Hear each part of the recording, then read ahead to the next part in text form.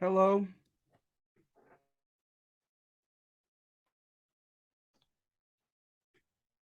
All right, and so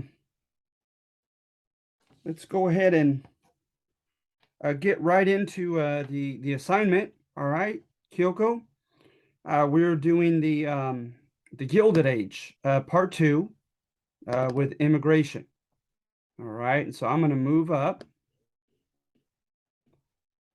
and so you see here the context of where these immigrants had come from. All right. And oftentimes it's kind of old school history writing, but oftentimes they make the two categories of push and pull, push factors that pushed immigrants out of their countries, and pull factors that lured them to the United States or wherever their destination was.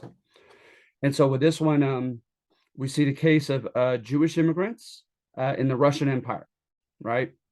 And notice I put in all caps a land of relative opportunity, right? Compared, and if something is relative, right, it doesn't mean that whatever adjective or whatever you're stating about that subject is not necessarily inherently in and of itself impressively, whatever that adjective is.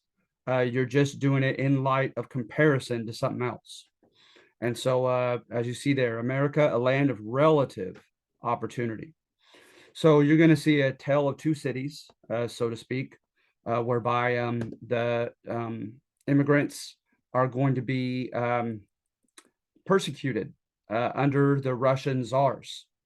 And it wasn't always the czars themselves.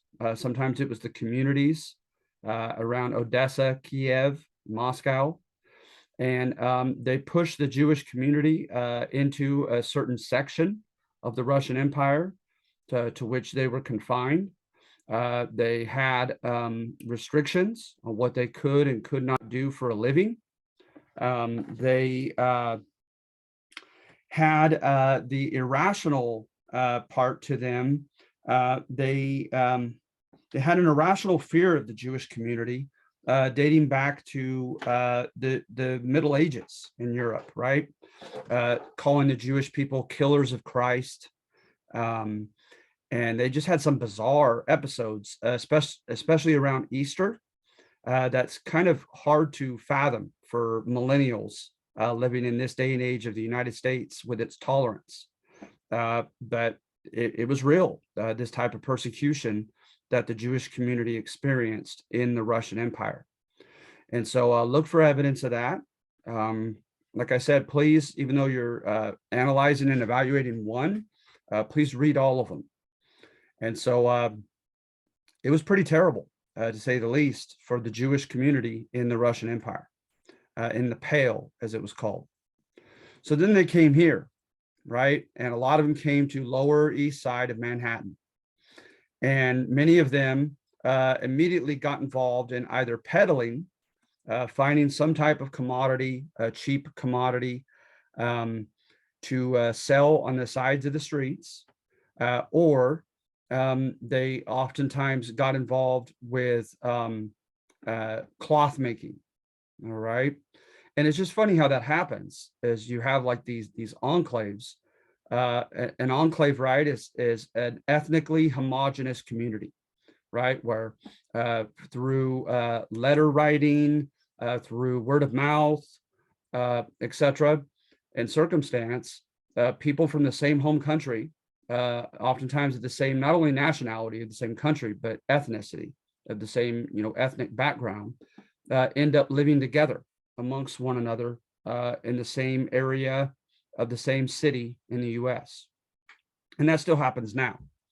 And so at any rate, they formed ethnic enclaves, and they helped one another out, right? They looked to one another first. That happens, I think that perhaps arguably is an innate human quality. When you are especially out of your comfort zone and in a foreign country trying to make it, oftentimes people who speak your language, who look like you, have the same culture and customs as you, you gravitate to those people for help, for an immediate job, etc. And that's what the Jewish community did. But in doing so, right, there was a sense of resentment uh, toward the Jewish community. And it was like, we're going to get to the last one on this handout. It's in many cases, the Jewish community included, they couldn't win. Because if they came in and they were cliquey with one another, they were resented for that. If they were ambitious and started doing well, they were resented for that. But if they stayed in their awful conditions, they were stigmatized as being low class, scum of the earth. That's where they belong, and no one wanted anything to do with them, like the Irish for a while in New York and Boston. And so it's like they couldn't win. And so at any rate, but the Jewish community, they did very well. So look at here, let's see here. Historian Tyler Anbinder, right? Pardon me here. Having teeth issues. Historian Tyler Anbinder boasts that a decent number and proportion of them began to achieve socioeconomic mobility, often in becoming entrepreneurs, professionals, teachers, nurses, dentists, lawyers, rabbis, and skilled workers, cigar makers, butchers, bakers, painters. In fact, he contends that within one single generation, Jewish immigrants crammed into unsanitary apartments, sewing clothing, diminished by over 25%. And that's amazing. So amongst the immigrants themselves, not even the second generation children born here, a quarter of them made it out of that blue collar position of sewing clothing and in their tenement apartments for almost nothing in return, right? Or being very petty, very small scale peddlers on the street. And so, let's see here. Within that single generation, women performing domestic work in others' homes, right, never deemed respectable, diminished by over 60%. Business owners amongst this first Jewish immigrant generation increased by more than a third, and over 20% of them became successful skilled workers in their own trades. All right. Unlike Eastern Europe, the US and New York State did not impose any legal restrictions upon ambitious Jewish immigrants, their economic endeavors. Also, the 14th Amendment guaranteed their citizenship rights once naturalized as immigrants. And so therein goes the argument, right? That you look at the last paragraph, and it contends that there was resentment toward them. There was social marginalization against them. There was resentment when they moved into kind of waspy neighborhoods, white Anglo-Saxon Protestant, like older school Americans who had been there several generations. There was resentment toward them, fear of them, etc. But I'm simply contending in number one, it was a lesser evil. It was at least better than it was for them back in Russia. It's a very simplistic argument, and that's it. All right. So the Jewish community, they anomalously, out of the ordinary, did pretty darn well economically. But of course, it's sad that they're in an environment in which their economic success was resented, right? So far from ideal, but at least better than Russia. Number two, American Gilded Age immigration policy did not live up to American rhetoric. So the Emma Lazarus poem, "Bring me your refuse," she says, right? And refuse could interchangeably be referred to, human waste, literally, garbage, etc. And we'll take them, says the Statue of Liberty, right? But when you look at this and look at the MO that our government carried out on Staten Island, it was anything but consistent with that poem. So as you see here in red, the federal government's approach and tactics in weeding out unacceptable immigrants and receiving others, right, was undergirded by pseudoscience and a trial and error process. And so, on a practical level, perhaps it has been rather normal for countries to refuse entry with people with communicable diseases that are serious and very easily spread, and also to people who have in their home country uh, a uh, a pretty scary, violent criminal record, right?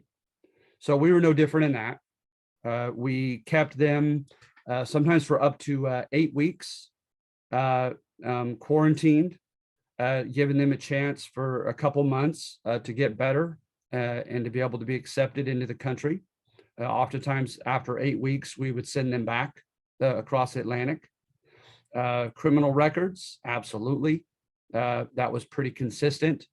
Um, but it wasn't consistent in that those two were, but everything else, it depended upon the presidential administration, which changed every 4 to 8 years. So some administrations were known to be very strict, and some were to be known to be quite liberal. And so take a look at that in number two, and just look at the process by which it just seemed very dehumanizing, very degrading to their dignity when they came in. So they would come in, right? And then by their very physical appearance, don't ask me how they could try to discern that well. But if they thought that you were mad, that you were crazy, right? Suffering from some psychological ailment, they would put an X on your person. Oftentimes, the immigrants had black jackets or dark jackets, and they would use chalk and put a big X on the back of their jacket to infer that they didn't think they were mentally well. And look at some of these categories: idiots, imbeciles, lunatics, feeble-minded, crazy stuff, right? Um, and also physically, if you were in your 40s or older, at least visibly, right? And they wanted you to be accompanied by someone younger because they were afraid that within the next 10 to 20 years, you were to be public charge, as they called it. Someone who was incapable of working because you were too old and feeble, and hence you were likely have the government pay for your living at the local and state level.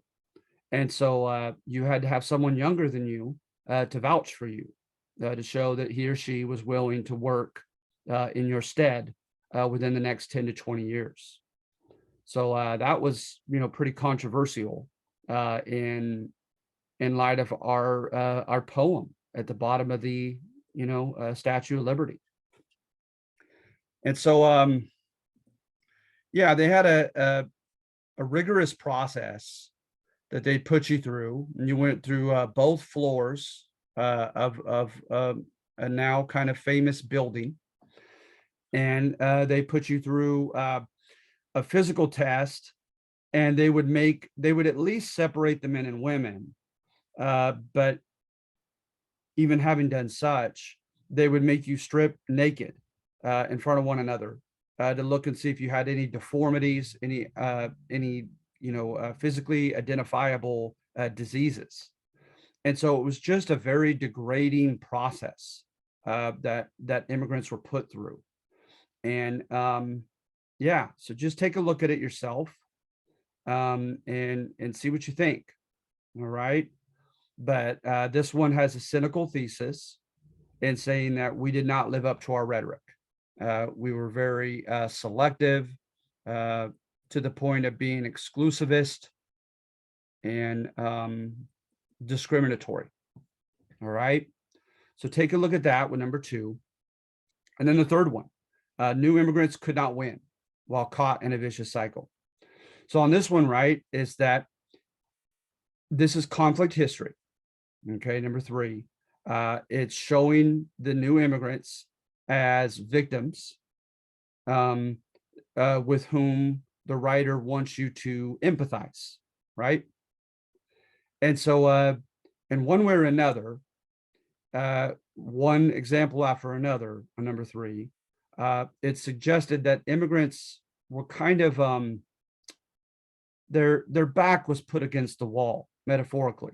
That circumstantially they were put in very desperate situations, and so how could you blame them for what they chose to do? They were adhering to their preservation instinct to take care of themselves and their family, right?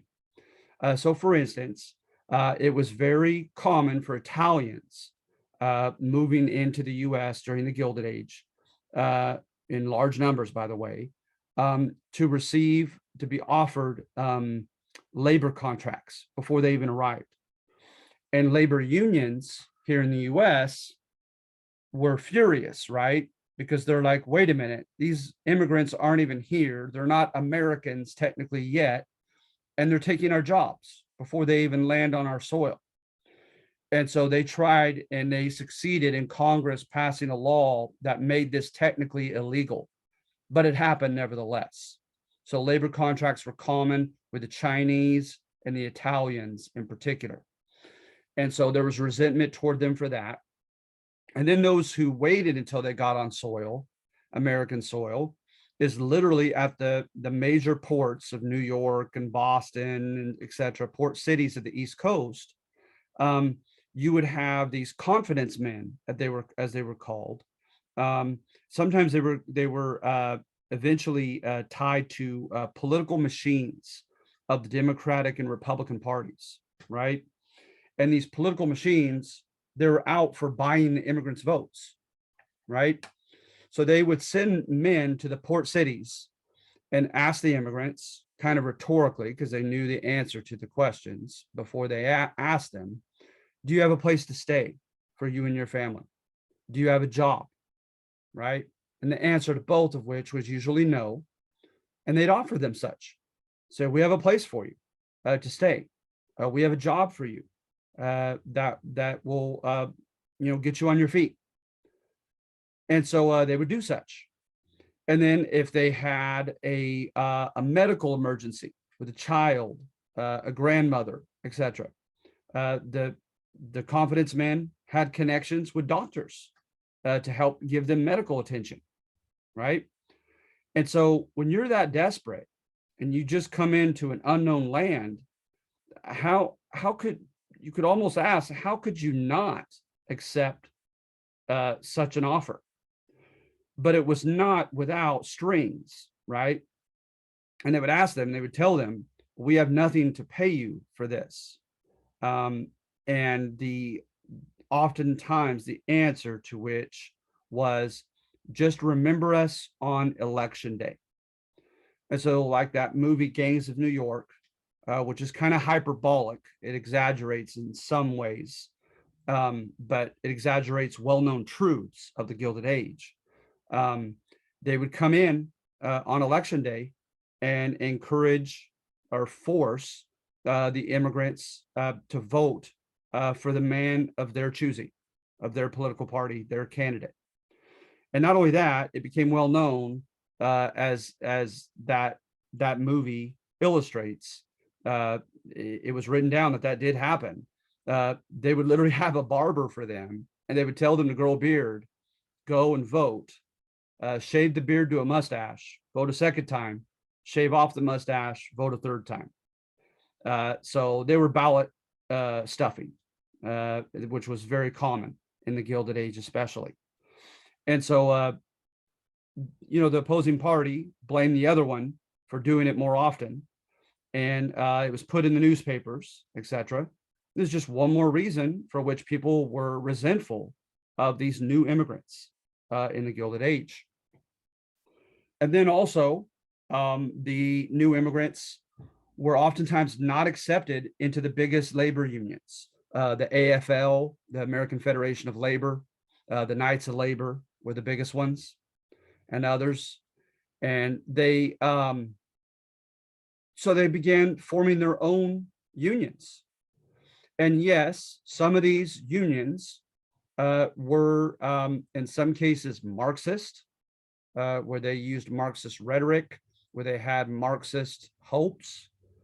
And what's so dangerous about that is the fact that Marxism predicts the demise, the fall of capitalism, right? Of capitalist societies, and a change to an equality of outcome or equality of condition, kind of utopia at the end, where everyone is basically the same in status, in access and possession of resources. So it's they call it a classless society without different classes, right? And differences of wealth. And so that scared Americans, right? But not just that, is some of them were for the demise of capitalism as they felt was inevitably going to happen through the political process of Marxist organizations and their candidates winning office in Congress and passing a law to change the economic system. And some, however, were for the violent overthrow of the capitalist system. And of course, that scared to death the American public. And so, for instance, the anarchists, anarchy literally means no government, right? They wanted to, most anarchist societies wanted to violently overthrow the government.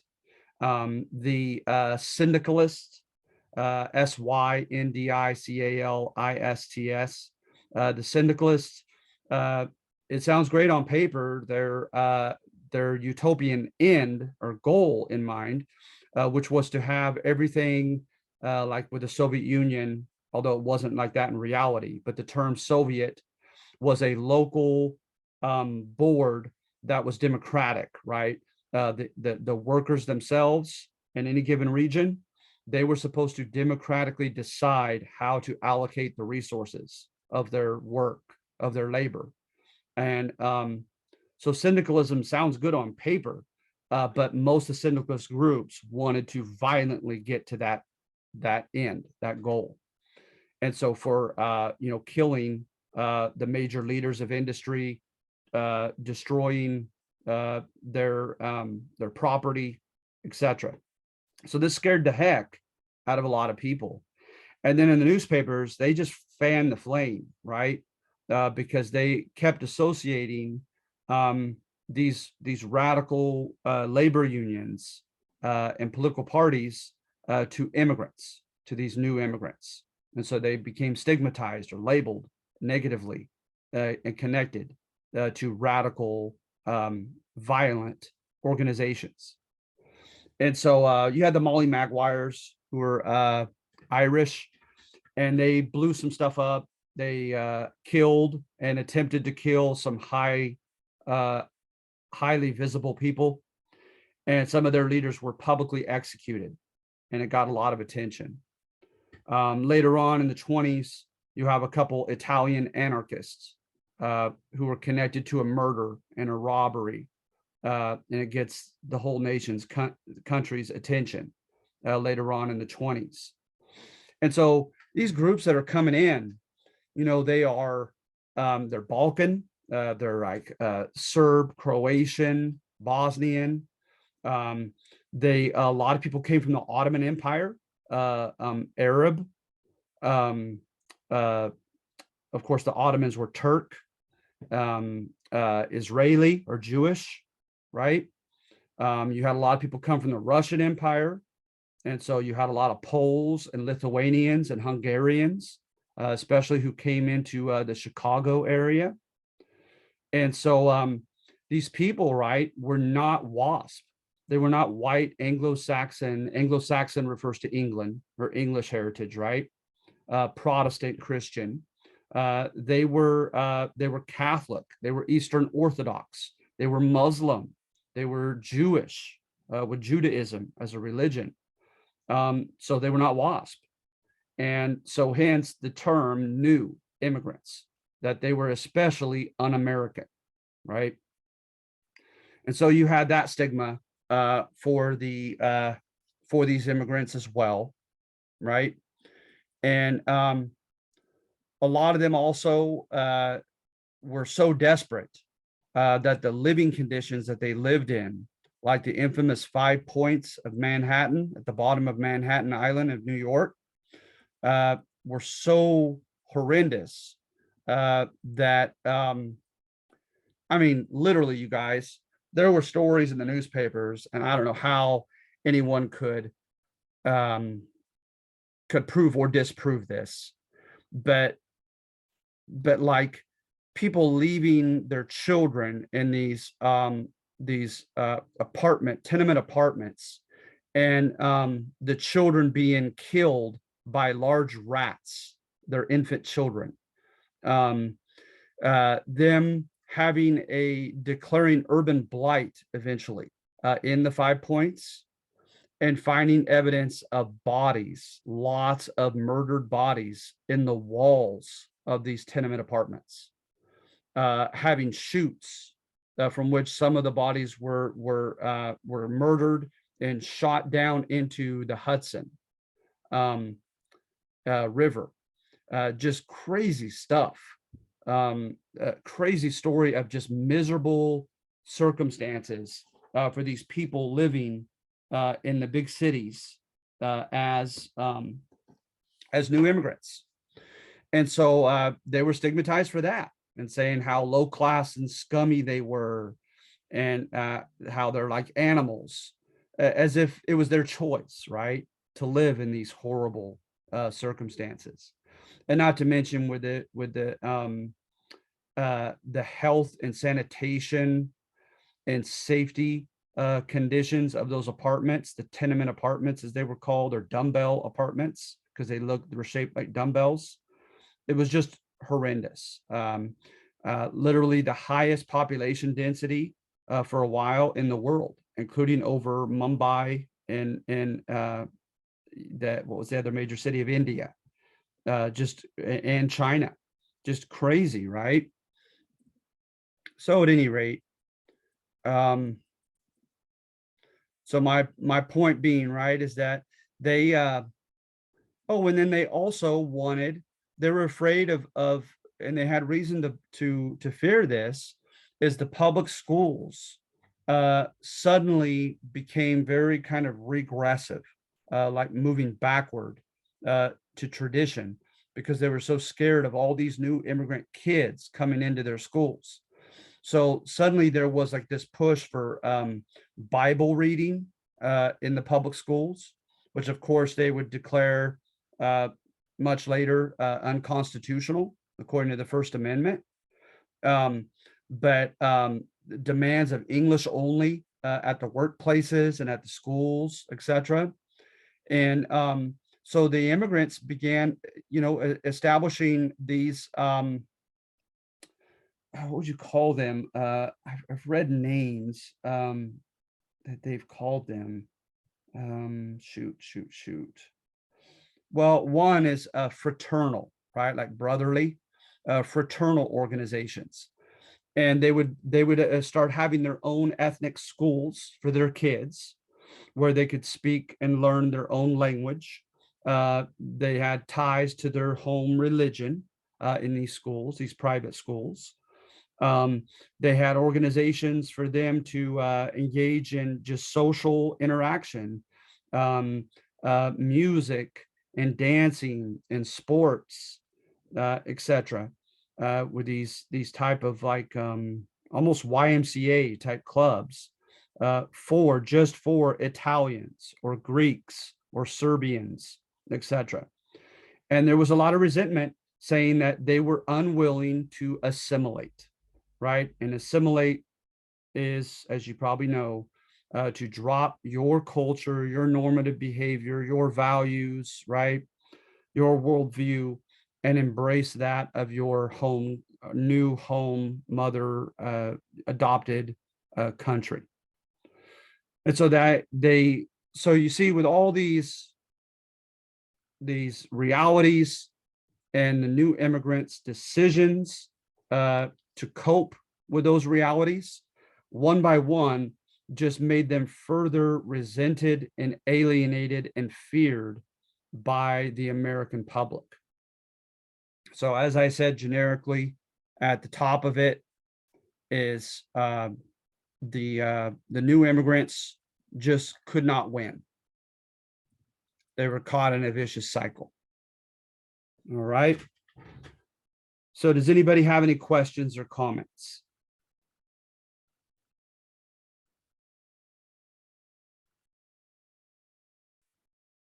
Oh, and then one more example that I think I have somewhere in here is that certain employers and certain areas of certain cities became fond of certain ethnic laborers to hire. And so like Carnegie in his steel plants, supposedly some of the big ones, he only hired Central European immigrants. So namely like Hungarians, Poles, Austrians, Germans, etc. And so and Italians got a lot of the road work and construction jobs in New York City. The Irish, by now, they weren't included with the new immigrants because they came largely with the potato famine in the 1850s, but they were still resented at this time as they took over a lot of firemen and police positions, especially in Boston. And so then there was resentment toward the immigrants for that as well, for monopolizing the jobs in certain industries. But again, if you're them, right, and those are the initial jobs that pay fairly well given to you, why wouldn't you take it, right? And so it's just like they just couldn't win. And actually, I lied. One more came to my head is not only were they sometimes the radical labor union strikers, right, on occasion, but the occasions in which they were not the strikers, right, and this just sounds so awful, is sometimes the employers, when they had, quote, native, Americans who had been here several generations striking against them, they would hire as scabs, right, as workers who would take their places during the strike.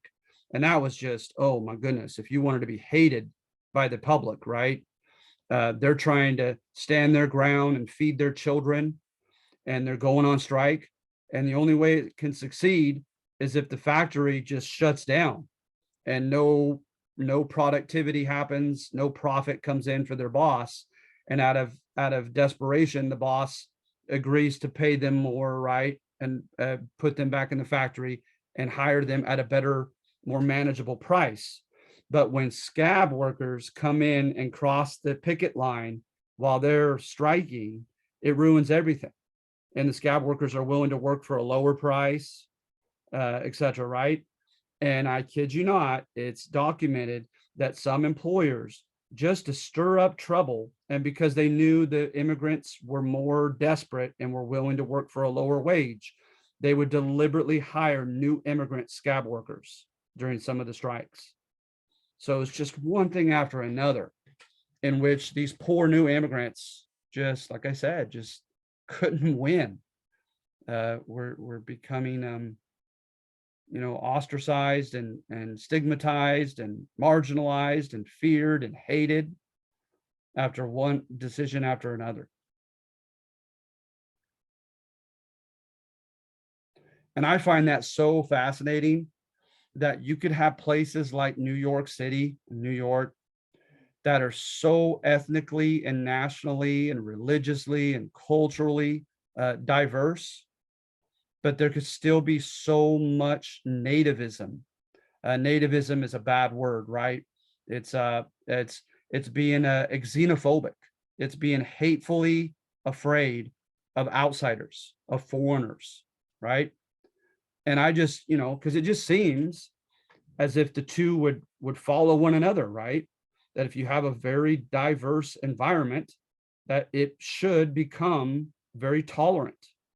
But New York City itself has a lot of history of xenophobic nativism, despite its incredible diversity. And I find that to be fascinating, how that can happen.